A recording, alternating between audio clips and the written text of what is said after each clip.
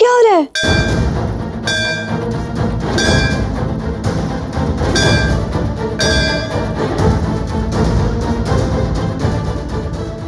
इतनी रात्रि में सबको यहाँ बुलाने का कारण जान सकते हैं? अन्याय हुआ है कृष्ण, घोर अन्याय, पाप हुआ है द्वारिका में। मेरा भाई प्रसेन आखाएट के लिए वन में गया था स्यमंतक मणि के साथ, जो अब तक नहीं लौटा। और मेरा पूर्ण विश्वास है कि उस पर आक्रमण किया गया है और स्यमंतक मणि के लिए उसकी हत्या की गई है। और यह सब किसी और ने नहीं, द्वारकाधीश आपने किया है। चोर है द्वारकाधीश।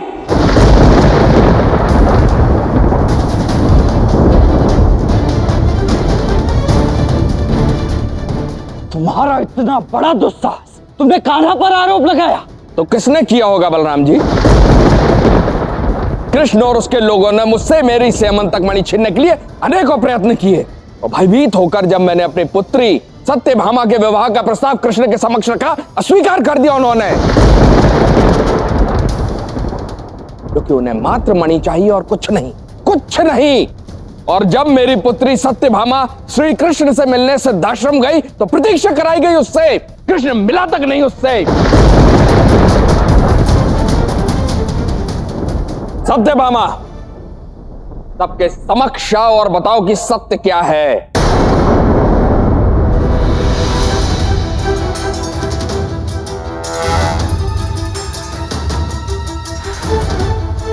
कृष्ण, कहां भाग रहे हो? सत्य सबके सामने आ चुका है, तुम भी सबके सामने आओ और बताओ कि क्या हुआ। मणि लौटाओ मेरी। द्वारकाधीश चोर है, मैंने कहा था, भाग गया। द्वारकाधीश चोर है। हाँ हाँ, द्वारकाधीश भाग गए, उन्होंने ही चोरी की है। द्वारकाधीश भाग गए, उन्होंने ही चोरी की है। मौन हो जाओ तुम सब के सब। द्वारका की नगरी में रहकर तुम सबके सब द्वारकाधीश के विरुद्ध बोलोगे।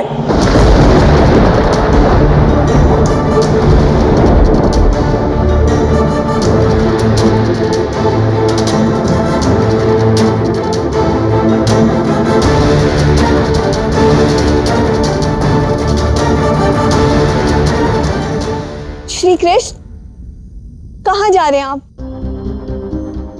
श्री कृष्ण, सभा में चलिए, वहां सब आपको चोर कह रहे हैं, आपका अपमान कर रहे हैं। आपको अपना पक्ष तो रखना होगा ना? कैसे रखूं अपना पक्ष?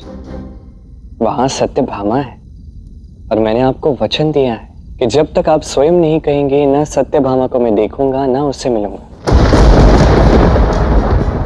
अब आप ही बताइए मैं कैसे जाऊं? श्री कृष्ण, मुझे वचन दीजिए कि आप सत्यभामा से ना ही कभी मिलेंगे और ना ही कभी उसे देखेंगे। यह अनुचित है रुक्मिणी। राधा, तुमने मुझे वचन लेने से रोका भी था, किंतु मैंने अपनी हट नहीं छोड़ी। ये कैसी दुविधा है? अब मुझे स्वयं ही आपसे सत्यभामा से मिलने को कहना होगा। मुझे दुख तो बहुत होगा, किंतु मैं आपका अपमान होते नहीं देख सकती श्री कृष्ण। मुझे आपको अपने वचन से मुक्त करना होगा। हाँ रुक्मिणी, कृष्ण को वचन से मुक्त कर दो। राधा, तब तो मैंने तुम्हारी बात नहीं मानी थी, किंतु अब मानूंगी।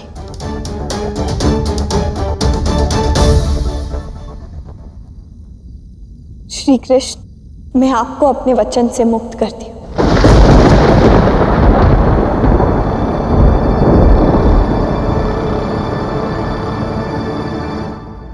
चल।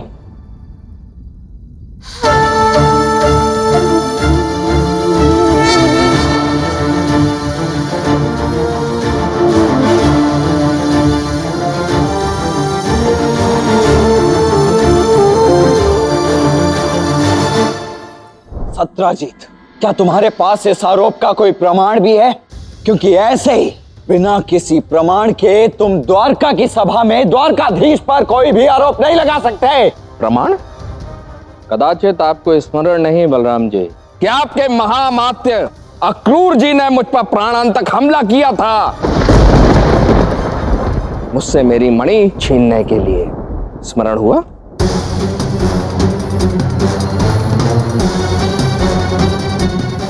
क्या हुआ अक्रूर जी, आप ठीक तो हैं? हाँ, मैं बिल्कुल ठीक हूँ बलराम जी।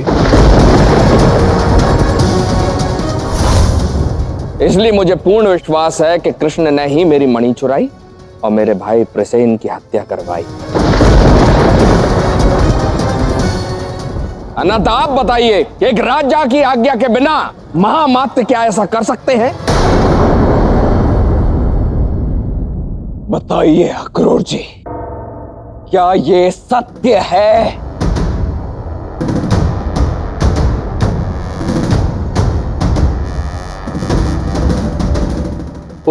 बात यह है कि अक्रूर जी,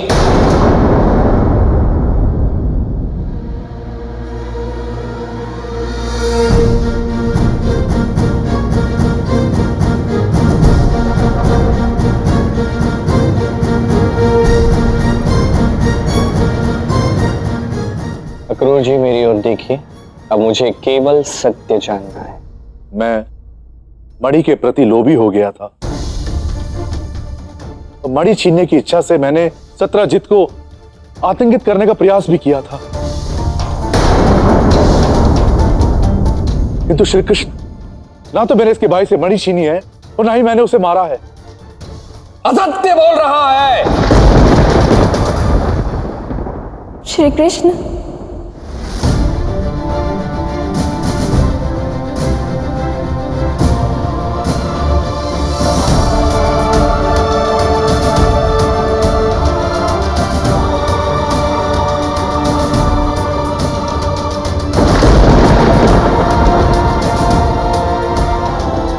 आपने मेरे पिता को सम्मान नहीं दिया, उसका कोई कारण रहा होगा, परंतु जब मेरे पिताश्री स्वयं आपके सामने मेरे विवाह के प्रस्ताव के साथ स्वयं आपको मणि देनी चाहिए, तब आपने मना कर दिया। श्री कृष्ण, आपने ऐसा क्यों किया? क्या आपको मैं सुंदर नहीं लगी? नहीं, ऐसा नहीं है। आप अत्यंत सुंदर हैं। आज तक आप जैसी रूपवती मैंने कभी नहीं देखी।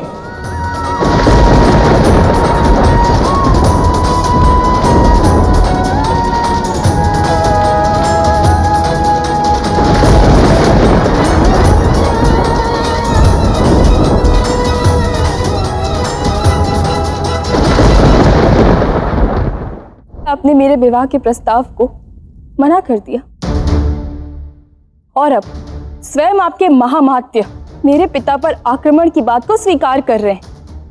ये सभी द्वारकावासी एक मणि के लिए मेरे पिता के पीछे पड़े हुए हैं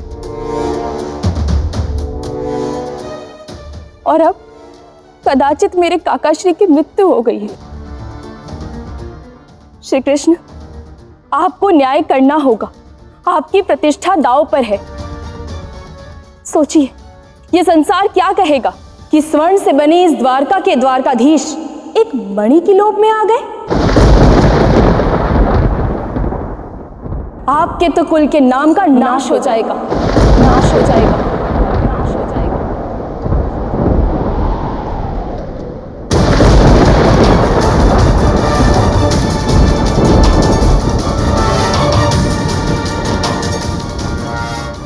आपकी कही एक एक बात, एक एक शब्द उचित है। मैंने मणि चुराई हो या ना हो, संसार यही सोचेगा कि मैंने चुराई है, और इसके लिए मुझे ये सिद्ध करना होगा कि मैं निर्दोष हूं। आपके पिता के लिए, आने वाले युगों के लिए मुझे ये प्रमाणित करना होगा कि ना मैंने ना मेरे किसी व्यक्ति ने ये कार्य किया है। इस समस्या का समाधान मैं स्वयं निकालूंगा और आपको आपकी मणि पुनः लौटाऊंगा। बस इस कार्य के लिए मुझे थोड़ा समय लगेगा। परंतु क्या तब तक आप हमारी सुरक्षा का दायित्व लेंगे? अवश्य। औपचारिकता के लिए ही सही, मैं अक्रूर जी को कारावास में बंद रखूंगा। तब तक आप और आपके पिता यही महल में रह सकते हैं। यहां आप दोनों सुरक्षित रहोगे, ये मेरा वचन है। ठीक है, तो हम आपको समय देने के लिए सज्ज हैं। तो इनके आवास को और इनकी सुरक्षा का प्रबंध कीजिए। अवश्य।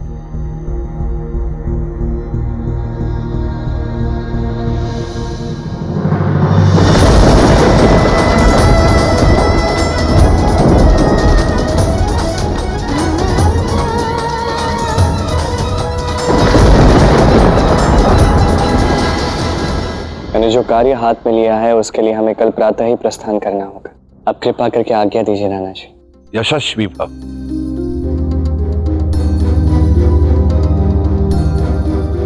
कहाँ निकलना होगा कल प्रातः?